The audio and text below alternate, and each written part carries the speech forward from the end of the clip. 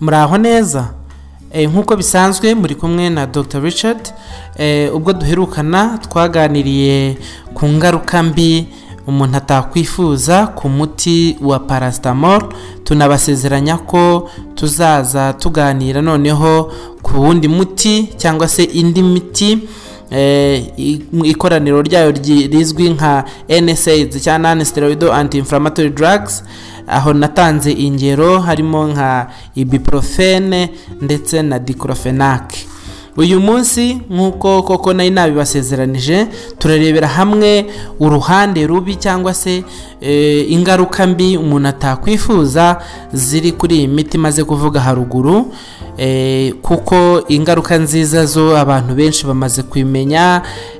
Umukobwa ugiye mu mihango akaribwa mu nda ababizi yuko Ibuprofen rwose ari agati keza agomba gufata. Umuntu ufite uburibwe runaka, umuntu babara mu mugongo, umuntu babara mu buryo budasobanutse ubwo aribwo bwose ababyiteguye rwose neza yuko ka diclofenac kari bumushime aho atabasha kwishima cyangwa se kari bumubashe kumugoboka uburibwe bugashira. Ariko se uruhande rubi rw'iyi miti cyane cyane igihe idakoreshejwe neza nkuko byagenwe cyangwa se niyo yakoreshwa neza ariko hari ingaruka twita side effects cyangwa se ibyo tutifuza bituruka cyangwa se biterwa no kuba umuntu yafashe iyi miti. Ni ibihe? Nibyo rero tugiye kugarukaho muri iki kiganiro. Ntucikwe n'iki kiganiro kugeza kigeze ku musozo. Turizera yuko hari byinshi uri bwunguke muri iki kiganiro.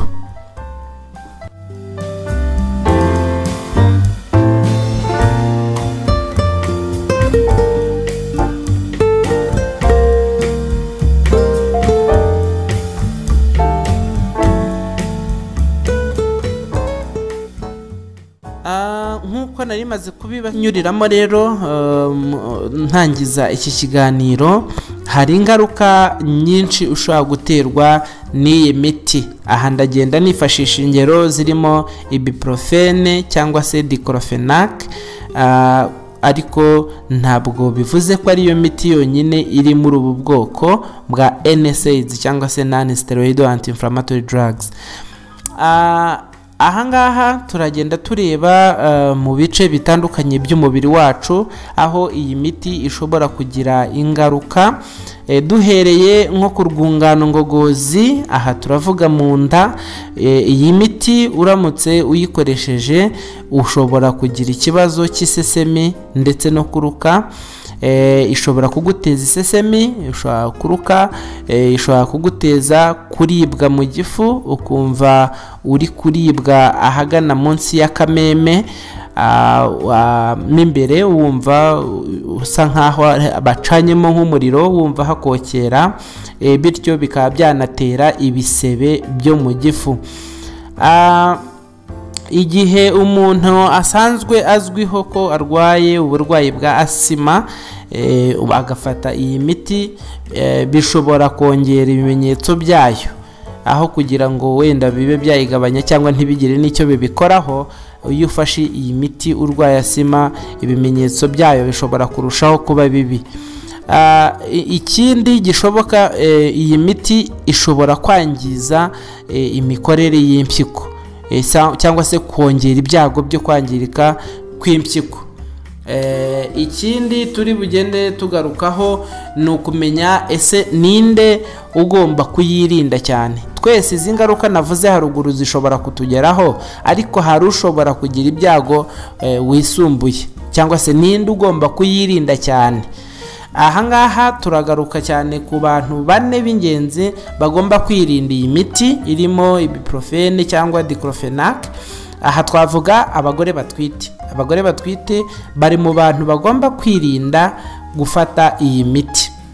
Abandi ni abantu babana n'uburwayi bwo mu maraso, amaraso atavura, nuwango mu ndimi z'amahanga coagulopathy amaraso atavura icyo gihe iyo ufata iriya miti birushaho gutuma ugira ibyago byo kuba mu gifu hashobora kuzamo ibisebe noneho iyo hajemo ibisebe birumvikana imitsi itwara amaraso cyangwa se iyobora amaraso mu gifu ishobora gucika cyangwa se gutoboka noneho icyo gihe ukava amaraso mu buryo ku kigero bigoye ko mumbabarire ku kigero bigoye ko amaraso ashobora guhagarara.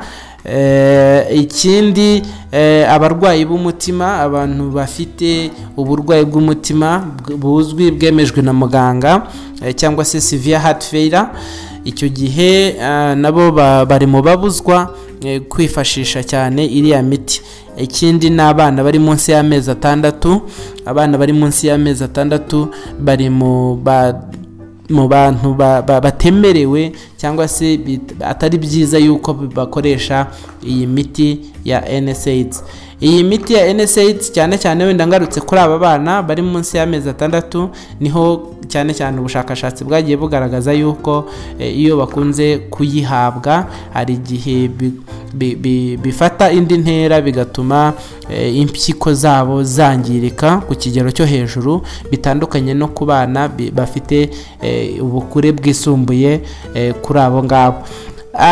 Ngayo nguko icyo ngicyo nicyo numva mu ncamake dushobora kuba twagarukaho wenda tutizimbye mu magambo ku bijyanye n'iyi miti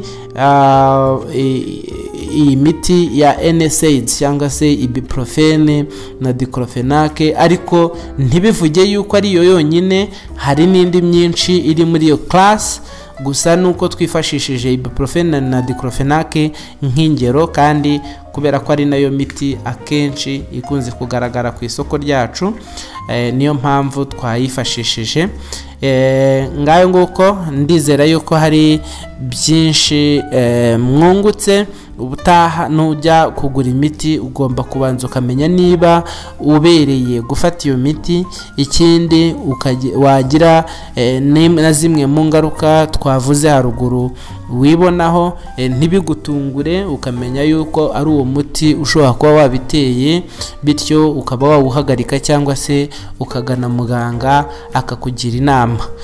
Mucyo twese dufatanyirize hamwe tuzamure ubumenyi mu bijyanye n'ubuzima kugira ngo tubashe kubungabunga amagara yacu kuko amagara araseseka ntayorwa. Mwari kumwe na Dr. Richard ari nitwe. Ufite ikibazo ushaka kutwandikira kuri email yacu mubuzima1@gmail.com cyangwa se ukaba wadusura ku mbuga nkoranyambaga zacu kuri page ya Facebook ariyo Mubuzima cyangwa se Mubuzima1 kuri Twitter cyangwa se ukaba wanaduhamagara kuri nimero yacu igaragara ku rubuga rwacu rwa www.mubuzima.com. Ciao.